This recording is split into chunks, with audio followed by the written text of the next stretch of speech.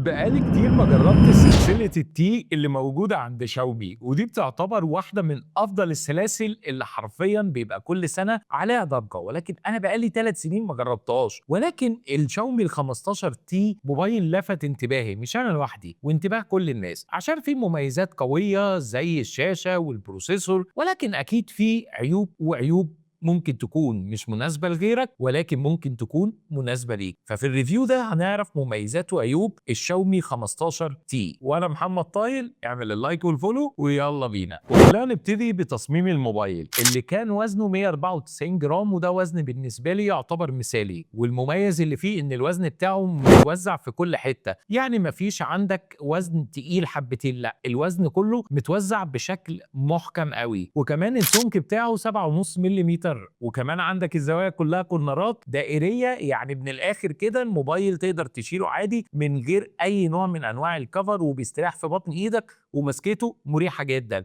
الفريم بتاعه بيجي من البلاستيك والظهر بتاعه من الفايبر جلاس، ولكن مازال الملمس بتاعه حلو جدا ومش بيبصم، وخاصه في اللون اللي معايا هنا اللي هو مدي ما بين السيلفر على سن التيتانيوم، ففعلا الميكس الالوان ده رهيب جدا. ولكن لو انت عايز تحتفظ بيه بكفر فاوكي، يعني كمان عندك شاومي حاطالك كل حاجه من اول الشاحن والسكرينه والكفر اللي موجود جوه في العلبه. وكمان اللي بيسال يقول لك الموبايل ده بضمان محلي ولا لا؟ ايوه الموبايل بضمان محلي، يعني معلهوش ضريبه، وكمان تقدر تصينه داخل فروع شاومي خلال ال 18 شهر الصيانه، وحتى بعد ما فتره الضمان بتاعه تنتهي. اوفر اول التصميم هنا كان عاجبني جدا وفعلا كان مميز قوي، ولكن الملحوظه الوحيده اللي عليه ان الموبايل عريض قوي، يمكن ده اعرض موبايل في الفئه المتوسطه.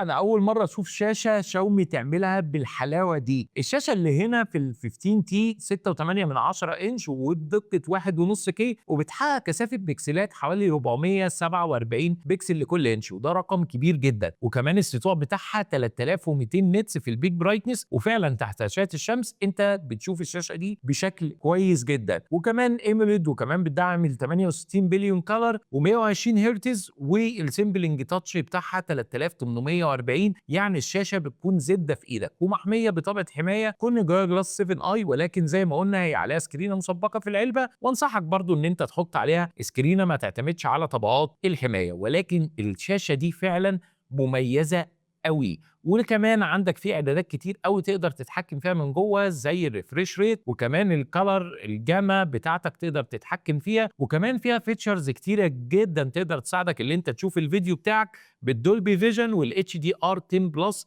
وتقدر تحسنه لك بشكل كبير جدا وتخليه لك سموزي. ففعلا الشاشه مع الواجهه الجديده حاطين كميه تفاصيل تخلي الشاشه دي واحده من افضل الشاشات في الفئه المتوسطه. ولكن مش دي الحاجه اللي لفتت انتباهي قوي. الحاجه اللي لفتت انتباهي قوي، معلش انا اسف اعذرني، هو الحواف الدائريه بتاعت الشاشه دي.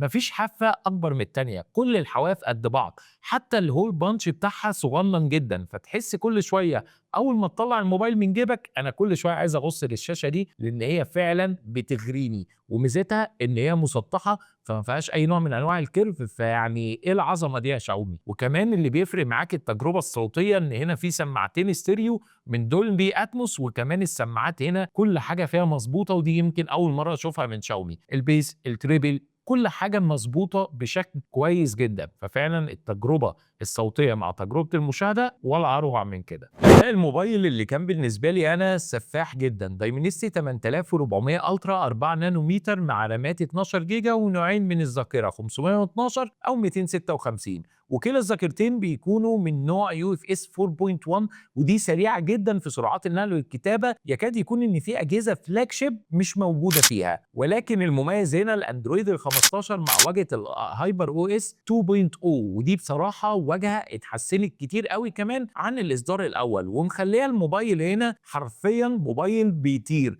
اللغه بتاعته كلها على بعضها تقول عليه ان هو موبايل فلاج شيب مش موبايل فئه متوسطه. وحرفيا الاداء هنا كان صاروخي، سواء على تصفح برامج التطبيقات اليوميه زي فيسبوك، انستجرام، واتساب، يوتيوب، كل ده هيشتغل معاك بشكل مميز جدا. اما بقى على مستوى الالعاب، المعالج داينستي 8400 بيكون معاه معالج رسوميات المال الجي 720 ام سي 7، يعني 7 انويه، ودول في الاخر بيحققوا لي على لعبه زي ببجي لما بشغل الالترا بوست جيمنج بيدوني فوق ال 90 فريم، ولكن فوق ال 90 فريم دي كانت قليله شويه، ولكن اقصى رقم انا جبته في اللعبه دي 90 فريم، والموبايل بيلعب بشكل ممتاز جدا ومفيش اي فريمات بتقع ولا كمان تلاقي اي نوع من انواع اللاج. ولكن خليني اقول لك على حاجه بسيطه، في سخونيه هنا ملحوظه ناحيه الكاميرات بشكل كويس قوي وهتحسها، وهي مش سخونيه مزعجه، لا هي دفء بسيط من وقت للتاني اثناء اللعب وانت مشغل الجيمنج لانشر. ولكن فيما عدا ذلك في التصفح اليومي الموبايل هيديك اداء مبهر قوي. يعني انا مش عايز احلف بس يكاد يكون ان الموبايل ده احسن من موبايلات اغلى منه وكمان بتتسمى موبايلات فلاج شيب، وهو حرفيا السوفت وير بتاعه مختلف. هتقول لي ده سوفت وير شاومي، هقول لك جربه الاول وبعد كده تعالى نتكلم. الهايبر او اس 2 مع الاندرويد 15 ناقلين الليفل في حته تانية. الموبايل حرفيا انا ما شفتش فيه ولا بجايه في السوفت وير لحد دلوقتي، وحاطط فيه خطوطي وشايله استخدامي الشخصي بقالي حوالي اسبوع او 10 ايام. يمكن من ضمن الحاجات اللي مش على مستوى الترند اللي احنا ماشيين فيه شويه هي البطاريه، ولكن هي بالنسبه لي انا مش قليله اطلاقا، 5500 ملي امبير، وكمان بتدعم شاحن 67 واط، والشاحن ده بيقدر يشحن الموبايل من 0 ل 100% في حوالي 50 دقيقه، يعني ساعه الا 10 دقائق. مستوى اداء البطاريه على مستوى اليوم على استخدامي انا، اللي انا استخدامي استحاله يكون طبيعي ولا متوسط، انا استخدام شاق البطاريه كانت بتكمل معايا اليوم، اللهم ان انا اجي في اخر اليوم الاقي البطاريه ناقص فيها حوالي 10-15%. هنا بقى الاكتر حته انا حرفيا بعشقها في الريفيو ده وكنت متحمس لها جدا، خاصه مع سلسله التي والجهاز اللي في ايدي ده ال 15 تي. خلينا نحط بقى الموبايل كده على جنب ونبدا في عالم الكاميرات اللي الكالر سبيكترم بتاعها السنسور من لايكا. خلينا نشوف الدنيا كانت بتقول ايه، وخلونا نبتدي بالعدسه السيلفي. انا بصراحه كل عدسات شاومي السيلفي انا ليا عليها تعليق، ولكن في ال 15 تي هنا المساله متغيره خالص. يعني وليكن على سبيل المثال انت لما تيجي تشوف الصور والعينات اللي موجوده قدامك هتقول لي لا دي مش كاميرا شاومي، بس اقول لك لا هي كاميرا شاومي مع معالجه لايكا. لا فعلا الموضوع مختلف تماما، وخاصه مع ضبطه الالوان اللي موجوده في المعالج والسوفت وير، فعاملين كده من الاخر يعني تعاون محترم جدا عشان يطلع لنا الالوان والشاربنس دي وكمان التفاصيل دي، والفرق ما بين افتح نقطه في الصوره والاغمى نقطه في الصوره اللي بيسموه الاتش دي ار. ومن الاخر الصوره متوازنه بتاعه الكاميرا السيلفي وما عنديش عليها اي نوع من انواع المشاكل. ننتقل بقى للعدسات الخلفيه، واللي اول ما تفتح تطبيق الكاميرا هتلاقي عندك وضعيات التصوير بتاعه لايكا، زي الوضع المشبع او الوضع اللي هو مدي سنه سينمائيه كده وعمق، وده اللي انا كنت بحب اصور بيه بشكل مستمر جدا.